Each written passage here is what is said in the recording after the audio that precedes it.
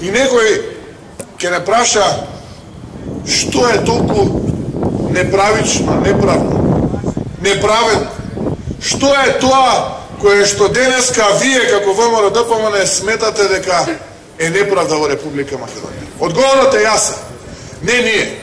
Илјадници граѓани во Република Македонија во еден глас велат дека е неправда кога со ниски страсти ги злоупотребуваш човечките судбини само да се догреваш до пуста власт за пари и за моќ. Се сеќавате кога не убедуваше на оние воајерски пресконференции дека не била онаа трагична случка на оној новинар Никола Младенов, туку тоа било убиство.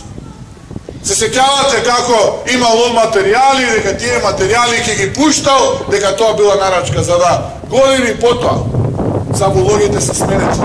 Тој Зоран Заев денеска е пример. Сопругата на Никола Младенов јавно каже дека практично тоа било немилмасно. Се сеќавате на Нешковски. Се сеќавате на Нешковски. Јас сум сигурен дека не знае он денеска како живее тоа семејство. Не знае ниту прашал како од први до први успеваат да скрбат. А не па да ги посети. Ама на тоа кариера градеше пресконференции. Шарена револуција поведе низ државата. Каде е сега? Го нема. Се сеќавате на оние 500 евра ветени просечна плата. И таа што ја наследи, и таа не може да ја одржи.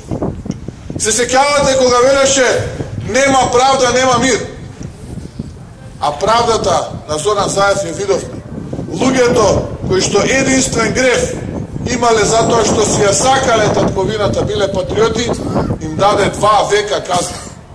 2 века затворска казна за патриотите, додека оние борци кои што се вратиле од боиштата во Сирија добија 6 години.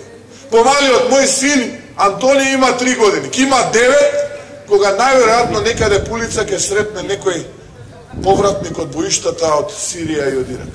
Овие деца дека што се со нас, најверојатно, шетајки по улицата ќе се погледаат со тие луѓе после 6 години.